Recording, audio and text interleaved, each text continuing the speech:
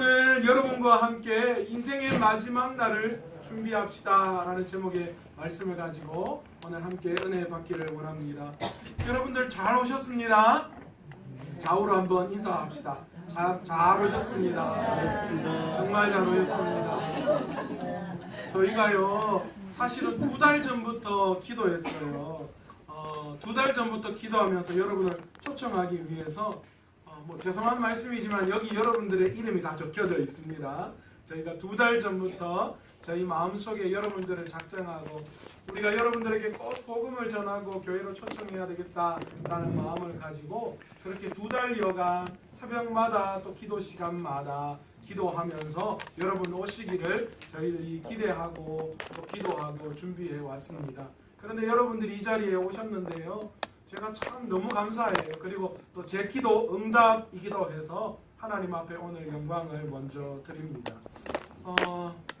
여러분들 어쨌든 간에 여러분들 여기서는 참 입장 빵빵해서 오신 분도 계시고 또 좀 먹은 게 좀 있어서 좀 안 갈랐겠는데 어쩔 수 없이 오신 분도 있고 여러 가지 원인 이유 때문에 오늘 이 자리에 오셨지만 여러분 오늘 이 자리에 오신 여러분들은 수지 맞은 줄로 믿습니다. 아멘이십니까? 저희 어머니가 저희 아버지가 결혼하시고 저희한테 그렇게 이야기했어요. 야 나는 너희 엄마 만나서 껌 주웠고 너 엄마는 내 만나가 된장 엎었다 그런 이야기를 하시더라고요. 무슨 뜻인지 아시죠? 오늘 여러분들은 귀한 주님께 나온 귀한 이 걸음이 껌 주운 걸음인 줄로 믿습니다. 왜냐하면 하나님께서 여러분을 기뻐하시고 여러분의 마음 가운데에 참 평안과 행복을 주시기 때문입니다. 여러분 세상에는요 수없이 많은 진리라고 하는 것들이 있습니다. 그런데 그렇게 우리가 진리인 것처럼 믿었는데 어느 순간인간 아닌 것들을 발견할 때가 참 많이 있습니다.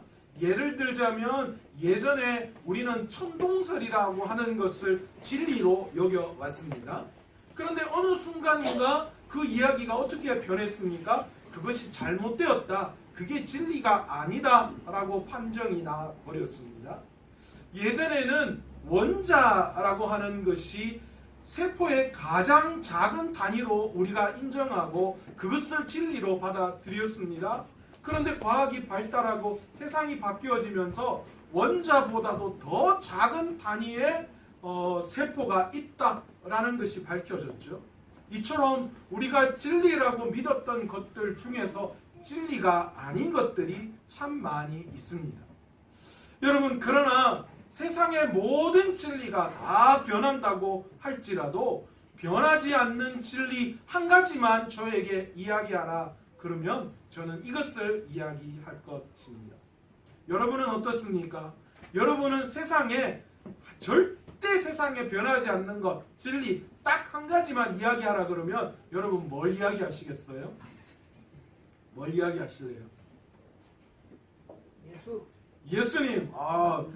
예수님은 변하지 않으신 분이시죠. 예, 맞습니다. 또 어떤 게 있을까요? 근데 예수님은 하늘에 계시는 분이시라서 하나님의 말씀, 그렇습니다. 세상으로 좁히면 어떨까요? 그리스도 안에서 말고 세상으로 좁히면 부모님의 마음이죠. 부모님의 마음. 부모님의 마음 절대 변하지 않습니다. 그런데 요즘은 세상이 참 더러웠어요. 부모도 자식 버리고 자식도 부모 버리더라고요. 그런데 저는요 이렇게 생각합니다. 세상의 모든 진리가 다 변화도 변하지 않는 진리 하나, 이 땅에 태어난 사람은 반드시 죽음을 맞이하게 되어 있다라는 거죠. 여러분 그렇죠? 이 땅에 영원한 사람은 아무도 없습니다. 한 번 이 땅에 태어났다면 언젠가는 반드시 죽게 되어져 있다라는 겁니다. 물론 어떤 분은 이렇게 이야기할 수 있어요. 아마 앞으로 과학이 계속 발달하면 인간의 수명이 연장될 수도 있을 거예요. 예, 그렇습니다. 영원한 것이 아니라 연장되어지는 거죠. 우리가 속에 있는 모든 내장 기관을 다 바꾸는 것도 있을 수 있을 거예요. 아니면 요즘 나중에는 유전자가 발달해서 어떤 기관 하나를 새롭게 이식하는 그런 경우도 생겨날 거예요. 그런데 그 모든 것은 생명을 연장하는 것이고 우리의 인생의 삶을 조금 더 윤택하게 하는 것이지 영원한 생명을 살아갈 수 있도록 하는 것은 아니다라는 거죠. 여러분, 중국의 여러분이 우리가 너무 잘 알고 있는 진시 황제, 영원한 생명, 영원한 권력을 누리기 위해서 불로장생의 어떤 삶을 노렸지만 그러나 그 또한 마지막 죽음을 맞이했다라는 것입니다. 세상에 어떤 진리가 다 변한다 할지라도 변하지 않는 것 하나가 있다면 이 땅에 태어나면 반드시 죽는다라는 것이죠. 그런데 참 이상한 것은요, 반드시 죽음을 맞이한 우리의 인생이요, 늘 이 땅을 살아가는 모습을 보면 꼭 영원한 생명을 살아가는 것처럼, 이 땅에서 영원토록 죽지 않는 것처럼 우리가 살아갈 때가 너무 많이 있다라는 거예요. 그래서 이 땅에서 무엇이든지 더 많이, 더 좋은 것을 가지려고 노력하고 애쓰는 모습, 그런 모습을 통하여 우리는 우리의 삶이 영원할 것 같이 여겨지는 삶, 죽음 이후의 삶을 준비하지 않고 살아갈 때가 너무 많이 있다라는 겁니다. 저 또한 그랬어요. 제가요, 유치원 다닐 때까지만 제 꿈이 뭔 줄 아십니까? 저희 성도님에게는 한번 말씀드렸는데, 제 꿈이 유치원 될 때까지 뭐였다고 말씀드렸습니까? 뭐 벌써 잊어버리신 거예요. 간호사였다고 제가 말씀드렸죠. 저는 그때부터 세상 이치를 깨달았습니다. 남자 간호사가 언젠가는 중요한 역할을 할 때가, 인기 좋을 때가 있을 것이다, 그렇게 알아서 한 건 아니고요. 그때 저희 외할아버지가 굉장히 아프셨는데, 그런데 그때는 집집마다 간호사가 방문해서 주사도 놔주고 할 때였습니다. 그래서 제 눈에는 병을 고치는 사람이 간호사인 줄 알았어요. 그래서 어릴 때 나는 할아버지 병을 고치는 간호사가 되고 싶다, 그렇게 여겼습니다. 그러다가 고등학교 1학년 때쯤까지 꿈이 바뀌었습니다. 뭐냐면 장군이 되는 거였습니다. 육군사관학교를 가서 내가 장군이 되어야 되겠다, 그렇게 생각했어요.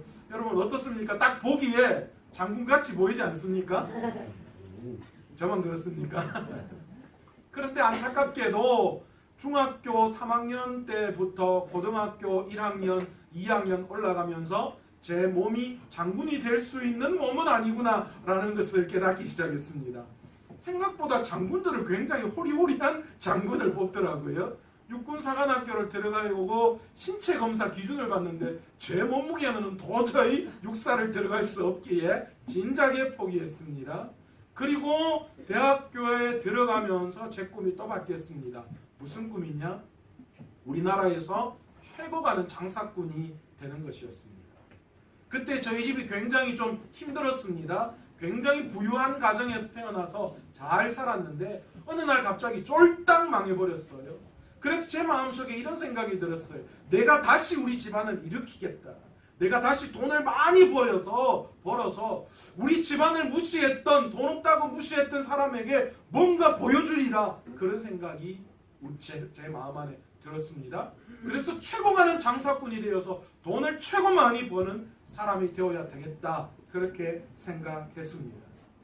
그런데 직장에 제가 들어갔는데요, 신도리코라는 회사에 들어갔습니다. 서울에서 근무를 했는데 그때도 굉장히 잘 나갔습니다. 저도요, 최민희 집사님처럼 회사에서 탑세일즈 했다고 2번이나 해외여행 갔다 왔어요. 홍콩도 갔다 오고요, 그 다음에 푸켓도 갔다 오고, 푹 쉬어라고 푹 쉬지는 못했습니다. 그런데 2번이나 갔다 올 정도로 회사에서 굉장히 인정받는 그런 사람이었습니다. 그런데요, 제 인생 가운데 그 직장 생활을 하면서 3번의 큰 사고를 경험하게 되었습니다. 한 번은 다마스라고 하는 차 아시죠? 제 덩치에 안 맞게 제가 일할 때에 서울이라는 곳이었기 때문에 작은 차를 주로 많이 타고 다녔습니다. 납품을 많이 해야 되기 때문에요. 다마스라는 차를 타고 과천 쪽으로 넘어가는 그 길에 있었는데요. 그 길에서 11톤 카고 아시죠? 큰 트럭이요. 그 트럭과 옆에 이렇게 나란히 지나가고 있었는데, 옛날 트럭들은 카고의 머플러가 이 차의 측면 뒤에 있는 것이 아니라 옆에 측면에 달려 있는 게 있더라고요.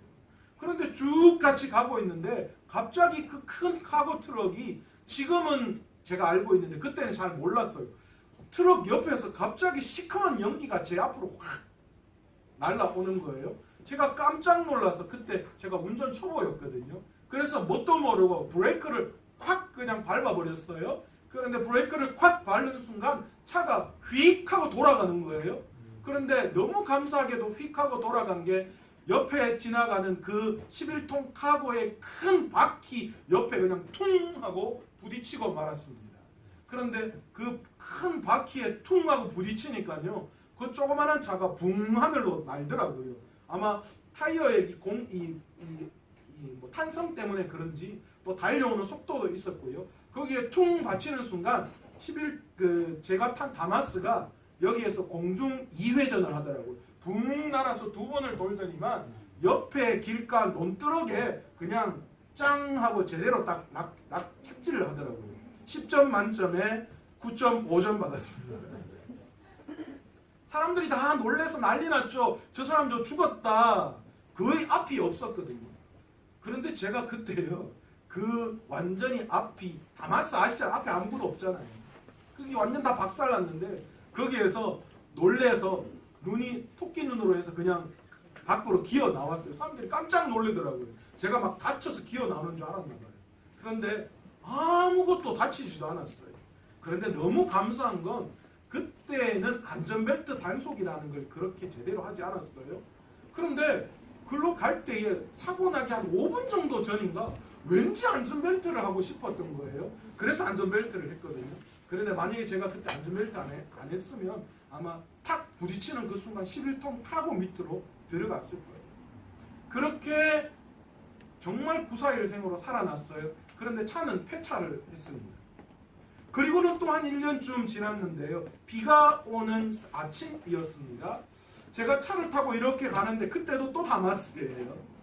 그런데 횡단보도 아시죠? 흰색 띠 횡단보도. 거기에 물이 이렇게 고여져 있는데 저는 그게 그렇게 미끄러운 것인지 몰랐어요.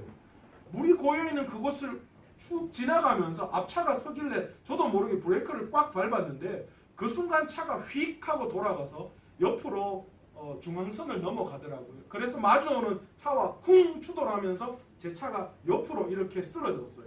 그러면서 쭉 미끌리면서 반대편에서 오는 다른 2대의 차와 더 충돌을 했습니다. 이게 3중 추돌 사고가 일어났던 거죠. 그런데 그때도 옆으로 쓰러진 차 위로에서 제가 기어 나왔습니다. 저는 제가 그때만 해도 슈퍼맨인 줄 알았습니다. 안 다치는구나. 근데 그때 상처를 주셨는데 여기 팔 밑에 유리 파편 2개가 박혀있는 그 정도의 상처밖에 주시지 않았어요. 그때까지만 해도 저는 뭐 그런 부분들에 대한 전혀 생각이 없었어요. 그런데 그 차는 또 폐차를 하고 말았습니다. 제가 이래봬도 차를 2대나 해먹은 사람입니다. 마지막 그러고 한 6개월 정도 지나서요, 저에게 3번의 마지막 큰 사고 하나가 일어났는데 그게 여러분 아마 잘 알 겁니다. 서울에 양재대로가 있는데요. 그 양재대로의 끝에 보시면 염곡사거리라고 하는 것이 있어요. 지금으로 말하면 현대자동차, 기아자동차 본사가 있는 그 큰 사거리입니다. 편도 5차선 도로예요. 그러니까 왕복으로 10차선이 되는 도로인데 그 교차로에서 제가 사고가 났습니다. 그런데 그 사고는 전혀 기억이 나지 않습니다. 어느 순간 제가 누워있는데 어떤 사람이 제 얼굴을 막 때리는 거예요. 그것도 여자였어요. 저는 자는 줄 알고 있었는데 아니 내가 그때 혼자 살고 있었는데 웬 여자가 내가 자는데 왜 내 얼굴을 때리나 놀래서 막 비몽사몽하고 있는데 그 여인께서 저에게 이름을 물어보는 거예요. 그때 제가 애인이 없었거든요. 너무 감사하더라고요. 웬 여자가 나의 이름을 묻나. 그래서 막 얼굴을 때리면서 이름이 뭐냐고 그러길래 황범식이라고. 황범식 전화번호가 뭐냐고 막 묻는 거예요. 아니 이 여인이 왜 갑자기 나에게 전화번호를 묻지? 제가 흔쾌히 알려줬습니다. 그렇게 알려주고 나니까 그때 제가 정신이 조금 들더라고요. 그런데 정신이 들고 사방을 봤는데 내가 익숙한 곳이 아니에요. 뭔가 기운이 이상했습니다. 제 몸을 일으키려고 몸을 들어 올리려고 했는데 전혀 움직여지지가 않았습니다. 고개만 살짝 15도 정도 움직여지더라고요. 그렇게 고개를 살짝 움직여서 누워있는 제 모습을 봤는데 완전히 발가벗겨져서요. 이 응급실 침대 위에 눕혀져 있더라고요. 그런데 온몸이 완전히 다 피가 떡이 되어 있더라고요.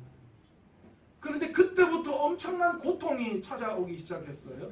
제 왼쪽 발 그 촛대뼈라고 하죠. 정강이 뼈가 부러지고요. 뒤에 발목 끝에 있는 얇은 뼈 그것도 이 뭡니까 클러치가 제 정강이와 뒤를 쳐서 그 뼈가 다 부러져 버렸어요. 그리고 제가 얼굴에 좀 흉터가 있습니다. 왜 그러냐면 그때 유리 파편이요. 자동차 유리는 작게 이렇게 갈라지잖아요. 근데 사고가 나는 그 순간 유리 파편이 제 얼굴에 그대로 다 튀어버렸어요. 그래서 제 얼굴 여기에 다 박히고요. 그리고 거의 차에 거의 끌려서 이 여기는 거의 너덜너덜하게 완전히 되어버렸고 온 몸에 완전 상처로 뒤범벅이 되어져 있었습니다. 그 순간 저한테 곧 공포가 찾아왔습니다. 아차, 사람이 죽는 게 이런 것이구나. 아니 이렇게 그냥 죽는 거구나. 그런 생각이 들기 시작했습니다. 그렇게 아침 거의 한 9시 반 10시 그때 제가 너무 감사했던 건 제가 사고 나서 그때 삼성병원이 지어진 지 얼마 되지 않을 때였거든요. 거기에 제가 응급실로 들어갔어요. 누군가 어떤 분이 저를 실어서 그 응급실에 넣어주셨던 겁니다. 그렇게 아침 거의 한 9시 반 10시에 들어갔는데 저녁 6시까지 꿰매고 또 상처를 치유하는 그런 응급실에서 수술을 받아야만 했습니다. 한 2달여간 누워 있었어요. 병원에서 한 2달여간 치료를 받고 누워 있는데 그런데 그때부터 제 삶에 공포가 찾아오기 시작했습니다. 사는 게 무엇일까? 아니 이렇게 쉽게 사람이 죽을 것 같으면 살아가는 게 무슨 의미가 있나? 그런 생각이 점점 제 마음속에 찾아오기 시작했습니다. 그런데 그때에 제 고향 교회의 목사님이 저를 찾아오셨습니다. 그리고는 그렇게 치료받고 있는 저에게 이렇게 말씀하셨어요.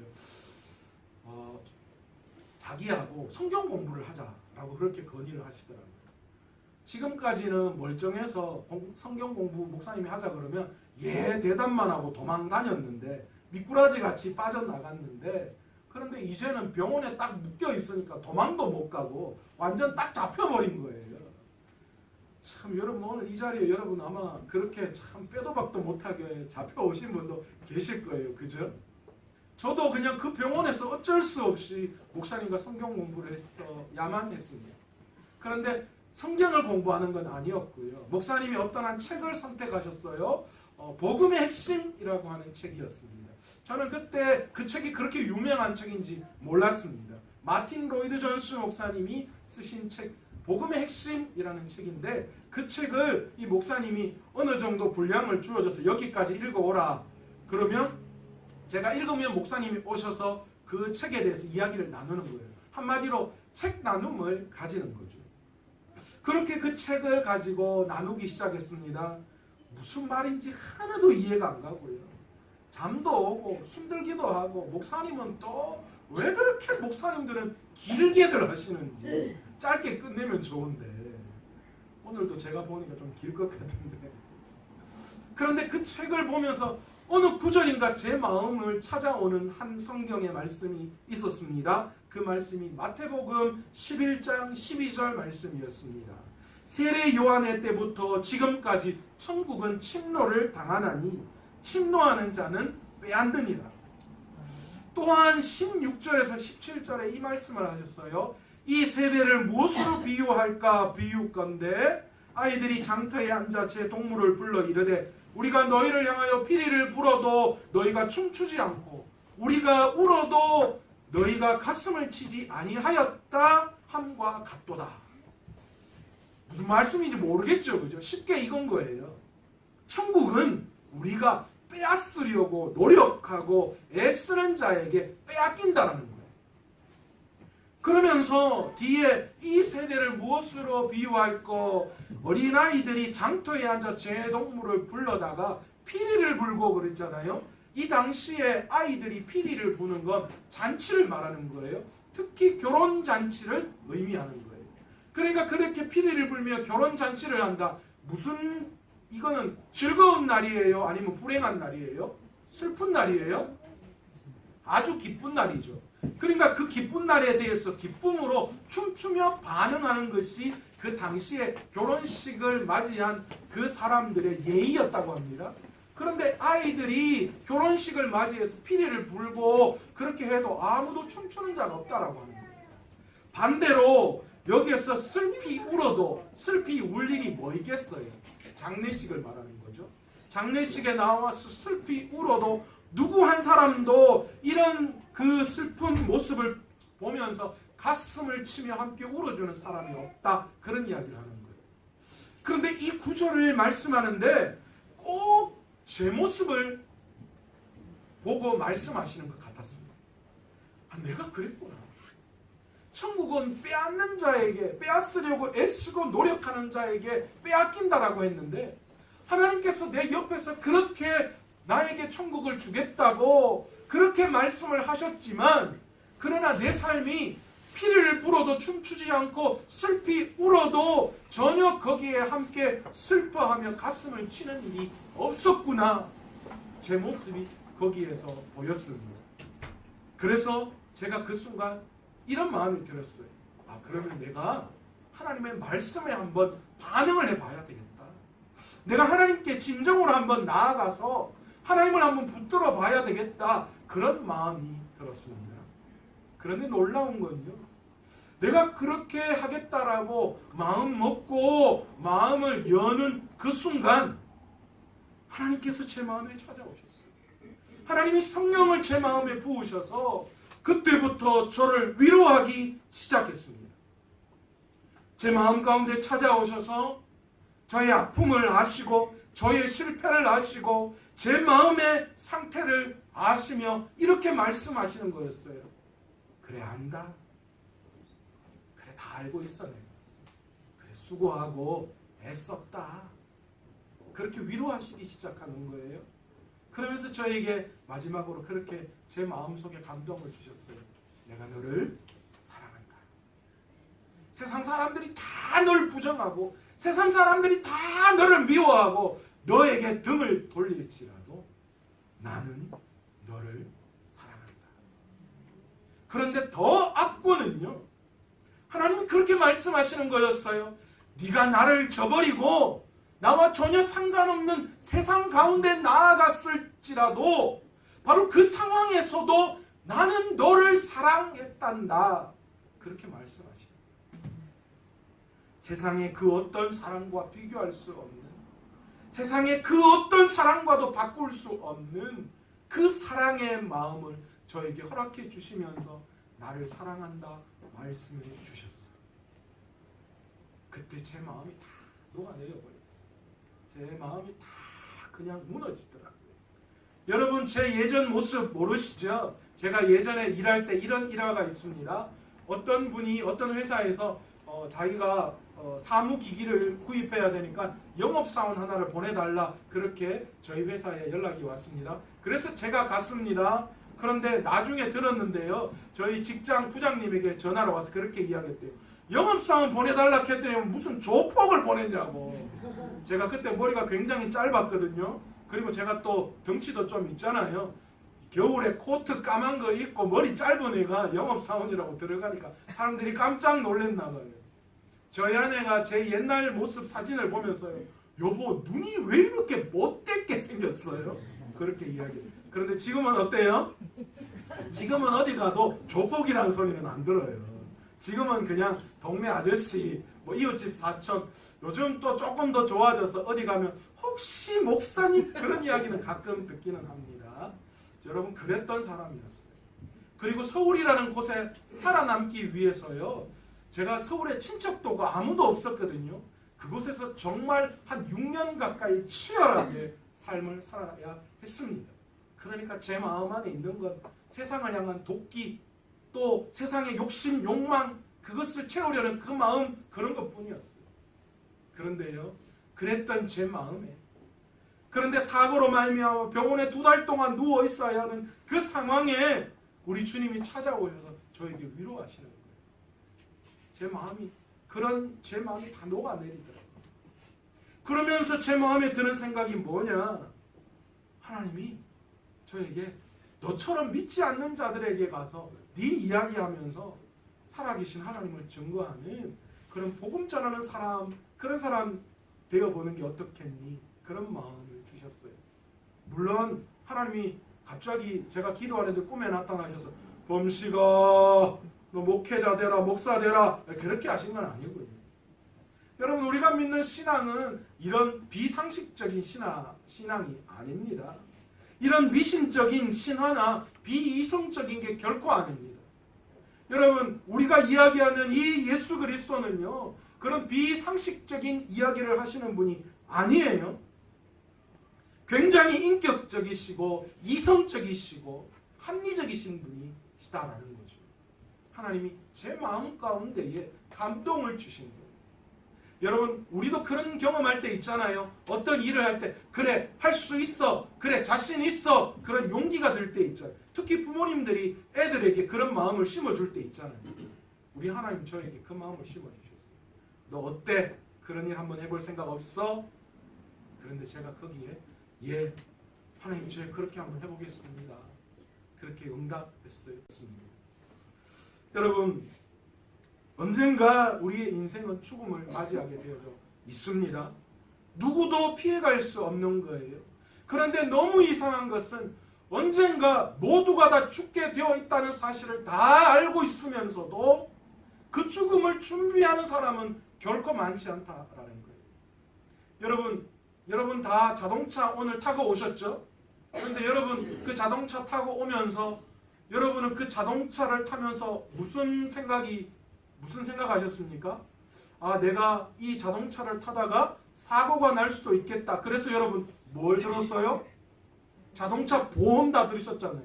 물론 의무적으로 이제는 들어야 하는 경우도 있겠지만 여러분 대부분 자동차를 탈 때 사고 날 걸 생각하고 보험을 듭니다. 여러분 혹시 여러분 중에 다른 생명보험이나 화재보험이나 이런 거 드신 분 계시죠? 거의 대부분 한 개 이상은 다 집집마다 들고 계실 거예요. 왜 드셨어요? 내가 앞으로 아플 그런 일, 뭐 암이 걸릴 수도 있고 내가 예상치 못한 사고가 일어날 수도 있기 때문에 거기에 대비해서 여러분 보험이라는 걸 들잖아요.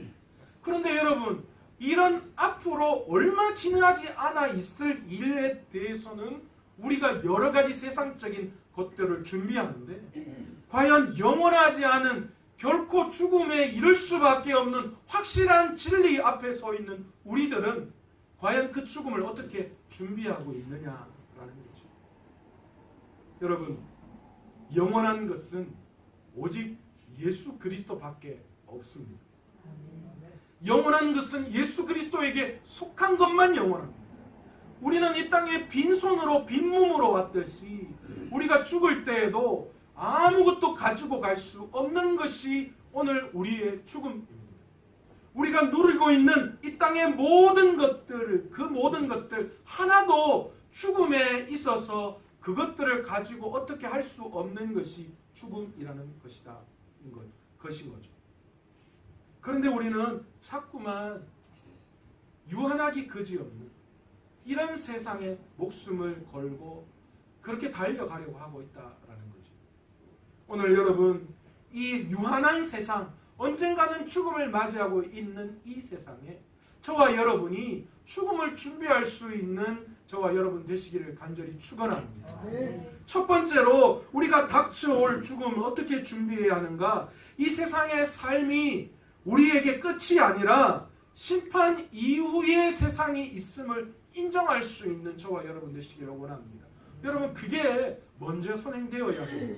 세상 사람들은 죽음을 삶의 끝이라고 생각합니다. 더 이상 갈 곳이 없이 끝나는 것으로 생각합니다. 그러나 여러분, 절대 그렇지 않습니다. 죽음은 끝이 아닙니다. 다음 세상이 반드시 우리에게 주어져 있습니다. 그 세상에서 우리가 이 땅에서 어떻게 살았느냐에 따라서 그 다음 세상의 삶이 정해져 있다는 사실, 우리 모두는 하나님 앞에서 심판대 앞에 서야 하고 그때 천국과 지옥으로 나누어져 있다라는 사실을 우리는 반드시 깨달아야 합니다. 옛날 속담에 이런 말 있잖아요. 똥밭에 굴러도 저승보다 이승이 낫다. 그죠? 그래서 사람들은 다 어떤 생각을 가집니까? 죽음을 회피하거나 두려워합니다. 생각 안 하려고 해요. 아예. 왜요? 무섭고 두렵고 떨리거든요. 그러나 여러분, 다음 세상이 있음을 알고 그 세상을 준비하는 그런 마음을 드는 그 순간 우리에게 닥쳐올 죽음이 결코 무섭지 않는 줄로 믿습니다. 그러기에 우리는 이 세상이 끝이 아니라 죽고 난 다음에 심판의 세상이 있음을 깨닫는 저와 여러분 되시길 원합니다. 두 번째, 우리가 이 마지막 죽음을 준비하기 위해서 죽음을 이기시고 부활하신 예수 그리스도를 믿으시는 저와 여러분 되시기를 원합니다. 여러분, 인간이 왜 죽음을 맞이하게 되었는지 아십니까? 우리가 왜 죽을까요? 성경은 그것을 분명하게 이야기하고 있습니다. 하나님은 우리를 만드실 때에 영원히 죽지 않게 만들어 놓으셨습니다. 그런데 우리가 죽음을 맞이하게 된 이유는 단 한 가지입니다. 죄 때문입니다. 죄의 결과로 말미암아 우리는 사망에 이르게 되어졌습니다. 그런데 여러분, 이 죄의 문제를 해결할 수 있는 길이 없다는 거예요. 왜요? 우리는 의로움이 없기 때문에. 죄의 문제를 해결할 수 있는 의로움이 없어요, 우리에게는. 제가 이렇게 이야기하면 어떤 분은 그렇게 말씀하실 수도 있습니다. 이 사람이 와이라노, 나는 옆에 인근 사람들이 법 없이도 살 사람이라고 하는데 그렇습니까? 여러분, 그런데 그분들도 자기 스스로를 한번 돌이켜 생각해 보십시오. 과연 내가 의로운지, 과연 내가 법 없이도 살 사람인지. 목사인 저는 여러분보다는 더 좀 정결하고 조금 더 법대로 살아가야 할 사람이잖아요. 그런데 저도 어느 순간 제 스스로를 생각하면 제 마음 안에 깊은 죄성이 있음을 깨달을 수밖에 없어요. 인정할 수밖에 없어요. 여러분, 사돈이 논을 사면 배가 아픈 게 우리의 마음이에요. 왜 그래요? 사돈이 논 사면 좋지. 그런데 진짜 좋아요? 옆집 애가 우리 집 아보다 공부 잘하면 좋아요? 좋아야 되잖아요. 그런데 좋습니까? 내 남편이 다른 사람보다 월급이 적으면 뭐 나무 남편 월급 많이 받는 거 출세한 거 뭐 내하고 상관이 있습니까? 그런데 뭡니까? 내 마음에 자꾸 좋은 생각이 안 들어요. 그래서 멀쩡히 일 잘하고 남편 막 깔아먹고 뭐 한다고 지금 들었는데 밥 먹는 꼬라지만 봐도 싫다. 여러분, 왜 그렇습니까? 우리 마음 안에 죄악된 속성이 있기 때문에 우리 그런 죄악된 마음으로 우리의 그 죄의 문제를 해결할 수 있는 길이 없어요. 그래서 하나님이 어떻게 하셨어요? 오늘 본문에 다시 한번 읽어보시겠습니다. 요한복음 3장 16절 다시 한번 읽어볼까요? 시작! 하나님이 세상을 이처럼 사랑하사 독생자를 주셨으니 이는 그를 믿는 자마다 멸망하지 않고 영생을 얻게 하려 하심이라. 하나님이 이 땅에 예수 그리스도를 보내신 이유는 뭘 하셨기 때문에? 이 세상을, 우리를 너무 사랑해 주셨기 때문에 그랬다는 겁니다. 오늘 본문 이후에 나오는 17절을 보시면 더 은혜가 됩니다. 제가 읽어드리겠습니다. 하나님이 그 아들을 세상에 보내신 것은 세상을 심판하려 하심이 아니요, 그로 말미암아 세상이 구원을 받게 하려 하심이라. 하나님의 목적은 죄된 우리들의 죄를 보시고 심판대 앞에 섰을 때 저승사자처럼 시커멓게 해가지고 내 이놈 하려는 목적이 아니시다. 다른 세상의 종교들은 어떤지 몰라도 우리 하나님은 그러신 분이 아니에요. 우리 하나님의 마지막 심판의 목적은 구원을 주시기 위한 계획이라는 거예요. 이 모든 사람들을 구원시키시는 것, 그것이 우리 예수 그리스도가 이 땅에 인간의 모습을 입고 오신 이유입니다. 우리가 그날을 무엇이라고 이야기합니까? 하나님의 아들이신 예수 그리스도가 인간의 모습으로 우리의 죄의 문제를 해결해 주시기 위해서 이 땅에 오신 날, 세자로 성, 탄, 절, 영어로 크리스마스. 좌우로 이렇게 인사합시다. 메리 크리스마스. 메리 크리스마스. 그래서 성탄절이 기쁜 날인 거예요. 그래서 성탄절이 우리에게 의미가 있고 전 세계 사람들이 이 성탄을 중요하게 생각합니다. 여러분, 우리 주님은 우리를 구원해 주시기 위해서 오셨어요. 그러니까 우리가 그 주님을 믿을 때에 우리의 죄의 문제가 해결되고 우리가 심판대 앞에 섰을 때 하나님과 구원의 역사를 일으키셔서 우리가 천국의 삶을 살아갈 수 있게 되어진다라는 것입니다. 세 번째, 마지막으로 우리가 다음 세대 죽음을 준비하기 위해서 무엇을 해야 하는가? 우리가 영원하지 못한 세상을 위해서 천국을 사모하며 살아가야 한다라는 것입니다. 여러분, 인생의 최고의 변수가 무엇인 줄 아십니까? 저는 인생의 최고의 변수가 부활이라고 생각합니다. 여러분, 그렇지 않습니까? 여러분, 때로는 통쾌한 것을 바라시는 분들 되게 많으실 거예요.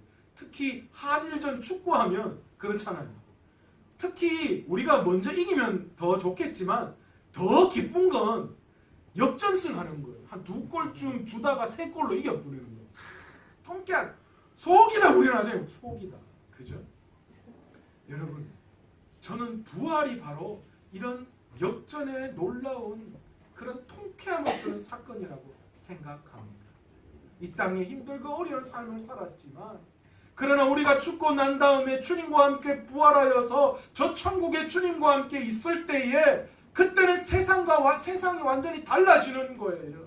신데렐라가 저녁에 유리구두를 신고 그렇게 화려한 삶을 살다가 나중에 구두 하나 버려버리고 이제 현실로 돌아왔을 때 얼마나 비참했습니까? 그런데 왕자가 그 유리구두를 들고 사람들 이 유리구두의 주인을 찾을 때에 그때 신데렐라에게 구두가 딱 맞았을 때 그때의 통쾌함이 있잖아요. 여러분, 암행어사 아시죠? 어사 박문수 그렇게 핍박받고 어렵고 막 그렇게 하는데 어느 순간 마패를 꺼내들고 암행어사 출도요 라고 했을 때에 그때 통쾌함. 여러분, 우리가 마지막 죽음을 맞이할 그때에 주님과 함께 부활할 때에 그때에 우리 주님이 우리가 상상하지도 못한 그 천국의 놀라운 사실이 오늘 우리에게 다가올 것이다 라는 거죠. 그러니까 우리가 그날을 사모해야 합니다. 성경에는 이와 비슷한 이야기가 있습니다. 부자와 나사로에 대한 이야기입니다. 부자는 좋은 옷을 입고 맛있는 음식을 먹고 친구들과 함께 날마다 세상의 것들을 누리며 잔치를 했습니다. 그러나 그곳에 있는 거지 나사로, 그는 부자의 집 문 앞에서 구걸을 하며 심지어는 개가 지나가다가 나사로의 헌대를 하려는 그런 비참한 삶을 살아야 했습니다.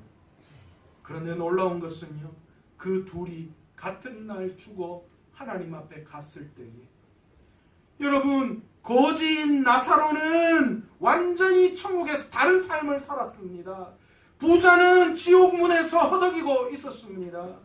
여러분, 이 땅의 삶을 평가할 때 부자는 성공한 사람이고 나사로는 실패한 사람이었습니다. 그러나 주님을 믿고 부활한 그 부활 이후에는 완전히 삶이 역전되어지는 거예요.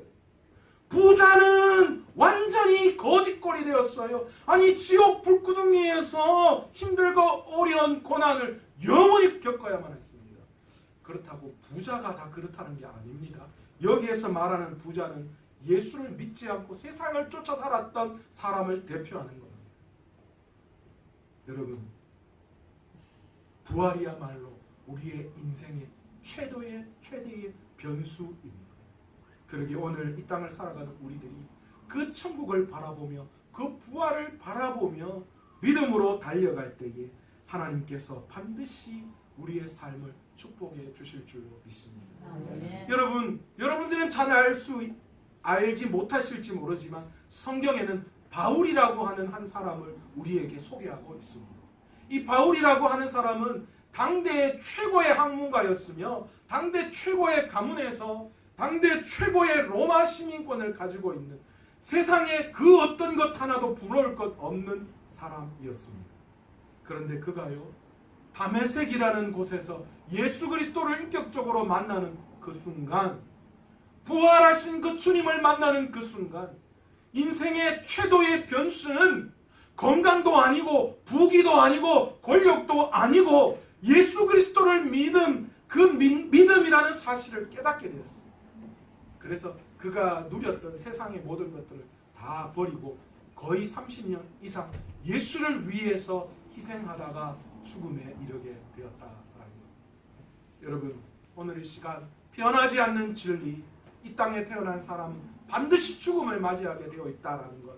그러기에 우리가 그 죽음을 준비해야 하는데, 오늘 이 자리에 참석하신 모든 분들은 마지막 그 죽음을 준비하며 그 죽음이 두렵고 떨리고 공포의 대상이 아니라 더 좋은 세상으로 나아가는 하나님의 관문임을 알고, 오늘 이 땅을 살아가는 모든 여러분들이 그 죽음을 준비하며 나아갈 수 있는 가장 큰 것, 예수 그리스도를 믿고 그분을 나의 주인으로 모실 수 있는 저와 여러분 되시기를 간절히 축원합니다. 오늘 이 시간 예수를 믿는다고 해서요, 뭐 어떤 여러분의 인생에 제약이 들어가고 여러분 뭐 어떤 걸 하지 말아야 하고, 아니요. 우리 주님은 그런 분 아니셔요.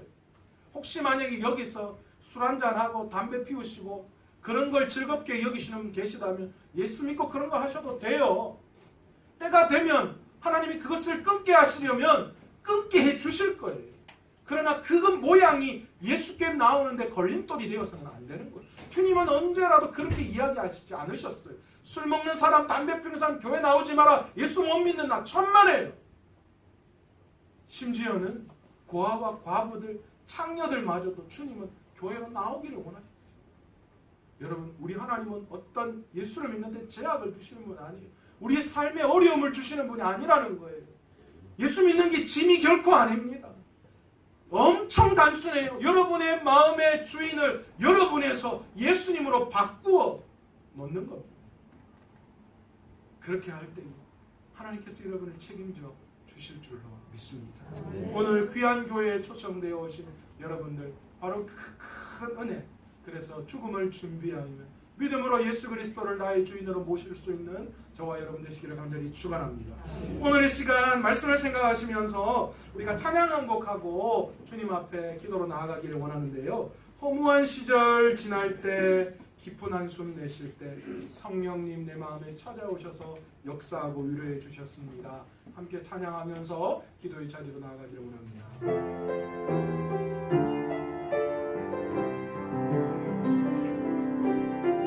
허무한 시절 지날 때 깊은 한숨 내쉴 그런 풍경 보시며 단식하는 분인데, 고와 같이 너희를 버려두지 않으니 내가 너희와 영원히 함께하리라. 허무한 시절 지날 때 깊은 한숨 내쉴 때 그런 풍경 보시며 단식하는 분인데, 고와 같이 너희를 버려두지 않으니 내가 너희와 영원히 함께하리라. 성령이 오셨네, 성령이 오셨네, 내 주에 보내신 성령이 오셨네. 우리 인생 가운데 친히 찾아오셔서 그 나라 꿈꾸게 하시는 성령이 오셨네, 성령이 오셨네, 내 주에 보내신 성령이 오셨네. 우리 인생 가운데 친히 찾아오셔서 그 나라 꿈꾸게 하시네. 그렇습니다. 우리가 이 땅을 살아가면서 만만치 않습니다. 저도 너무 잘 알고 있습니다.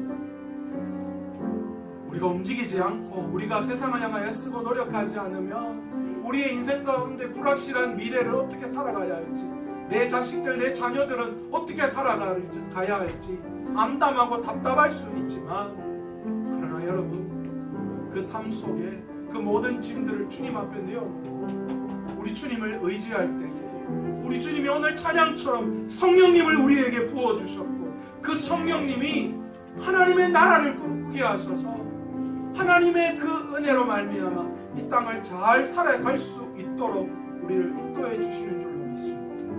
그리고 오늘 우리의 마음문을 열고 우리가 한번 이렇게 기도해 보셨으면 좋겠습니다.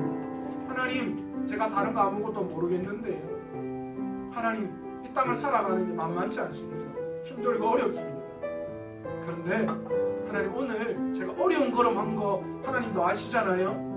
그런데 그 어려운 걸음에는 내 마음을 조금 열 테니까 주님의 성령이 찾아오셔서 내 마음을 두드리시고 주님이 어떤 분이신지 깨닫게 하시고 주님의 그 사랑 나도 한번 경험하고, 주님 저에게 찾아오셔서 내가 너를 사랑한다, 그 사랑 저도 한번 경험할 수 있도록 지금 저 앞에서 말씀하시는 목사님에게 찾아오신 그 성령님이 나에게도 한번 찾아오셔서 나를 붙드시고 은혜 베풀어 달라고 오늘 이 시간 한번 주여 한번 부르고 기도하기를 원합니다. 주여. 하나님